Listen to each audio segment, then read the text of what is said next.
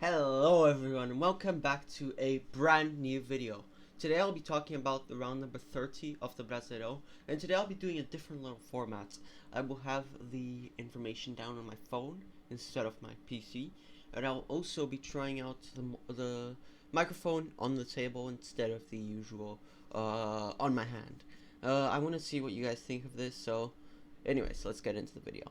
So the first thing we had was match between Goiás and Corinthians. This match was cancelled and abandoned, and I'm pretty sure it will be postponed because Corinthians fans weren't able to get into the stadium because Goiás banned them, and 3 hours before the match was meant to start, the game was just cancelled fully.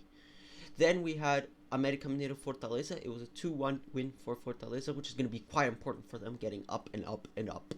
Flamengo and Atlético Mineiro. Flamengo won with their reserves playing 1-0. Ceará Cuiabá 1-1. Palmeiras São Paulo 0-0 with a save from goalkeeper from São Paulo, which is very well done for him, and 2 red cards going for São Paulo, which is very amazing done for São Paulo there. Which, like, if you get 2 red cards, you get 2 red cards and you also get the win, bro.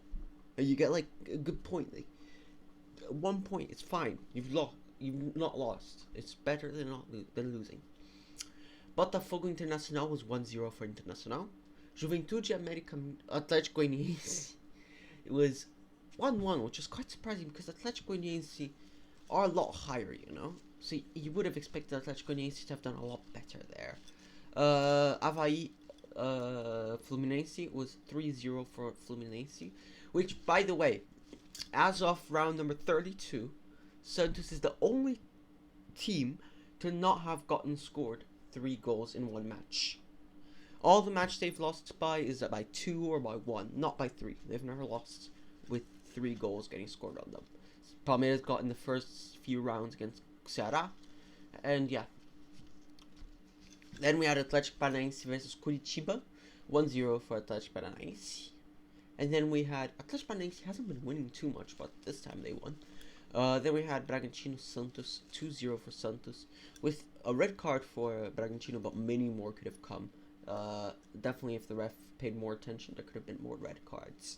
And this game had a really funny moment. The referee gave a penalty for Santos, but then he cancelled that penalty. But he had already prepared everything for the penalty, and then as the players already concentrated to shoot the penalty, it was 2-0 ready for Santos. He goes to VAR, you know. He goes to VAR, and Sunday, instead of he hears the whistle, you know, and he's like, okay, he didn't look at the ref, he shot, he scored, he started celebrating. Him and the goalie thought it was a penalty. The goalkeeper even jumped and everything, and he thought it was a goal, so he started celebrating, and then he looks at the ref, and the ref is running away. He's like, he's going to VAR, and then the ref doesn't give the penalty, which is hilarious. So that's quite a funny moment from that game. Then we have top scorer. First of all, let's get the silver. First time silver ever ever since I started this silver, and it goes to Thiago Gallardo from Fortaleza.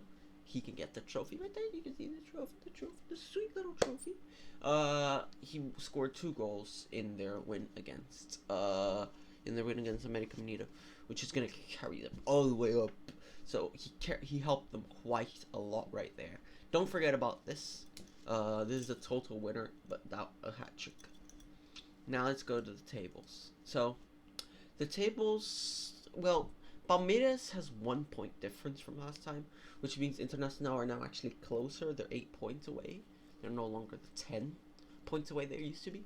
Flamengo went really up, and because Corinthians didn't play, Corinthians went down by 2. And I think that could change because, but Goiás aren't beating Corinthians. So it's very likely that will change. We also had Fluminense go up, which I think that will change. América Mineiro are safe from relegation, and they have been safe for a round now. 44 points. I'm safe. Fortaleza and Botafogo and Santos are all safe from relegation. São Paulo with 41 is probably safe.